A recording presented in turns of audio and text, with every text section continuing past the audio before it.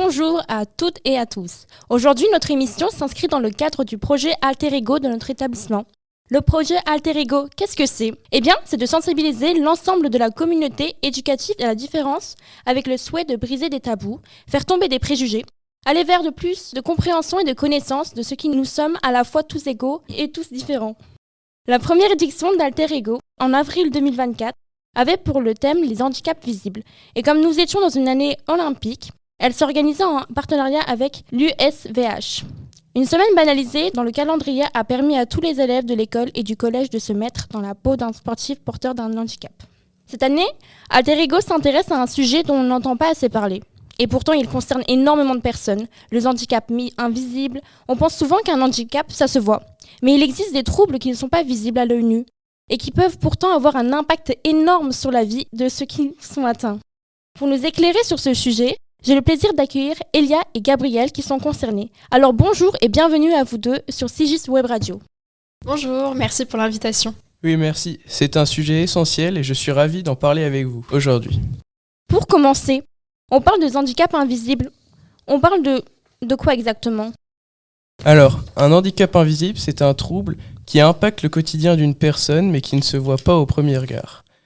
Contrairement à un handicap physique, comme une mobilité réduite, ici, il n'y a pas de fauteuil roulant, pas de canne blanche, c'est juste ce qui complique la reconnaissance des troubles.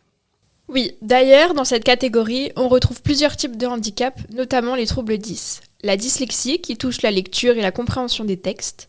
La dysgraphie, qui affecte l'écriture souvent lente et douloureuse. La dyscalculie, qui complique les mathématiques et la manipulation des chiffres. Et enfin la dyspraxie, qui impacte la coordination et les gestes du quotidien.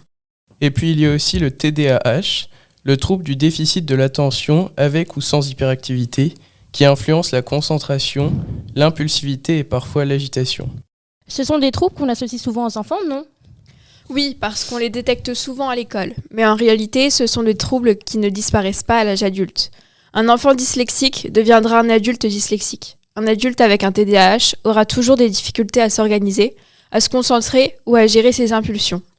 Mais souvent, ils ont trouvé des stratégies pour compenser, avec plus ou moins de succès selon leur parcours.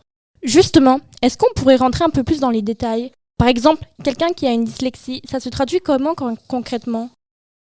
Eh bien, imaginez que chaque mot que vous lisez sur une page bouge, s'inverse, saute d'une ligne à l'autre, ou que chaque phrase que vous lisez soit comme un texte en langue étrangère, où vous devez faire un énorme effort pour comprendre. Pour un enfant dyslexique, lire un livre ou un simple énoncé peut être une véritable épreuve. Ça ralentit l'apprentissage et peut donner l'impression que l'enfant ne comprend pas, alors que son intelligence n'a rien à voir avec ça. Et la dysgraphie ? La dysgraphie, c'est un trouble de l'écriture. Une personne dysgraphique a du mal à tenir un stylo, à écrire lisiblement ou même à reproduire correctement les formes des lettres.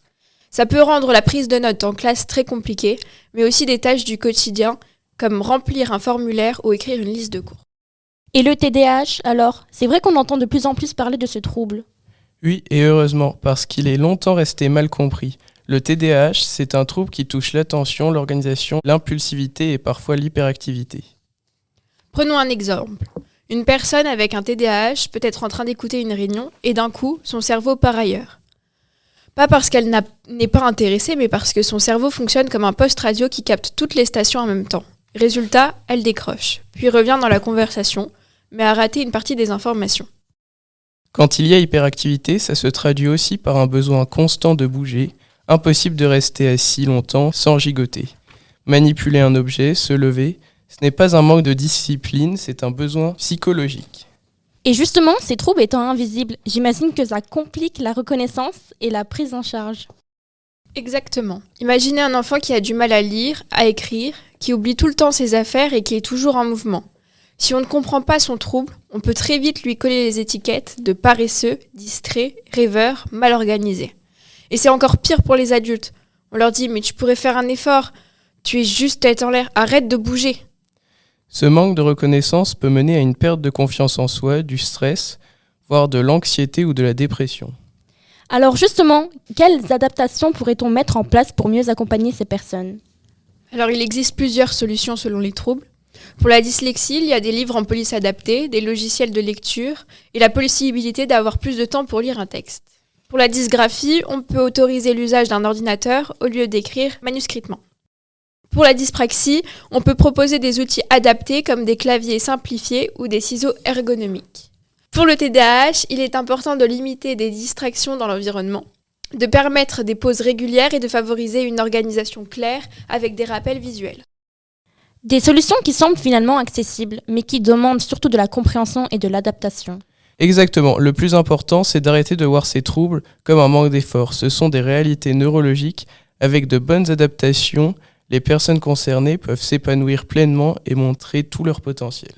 Merci beaucoup pour toutes ces explications. Un dernier message pour celles et ceux qui nous écoutent.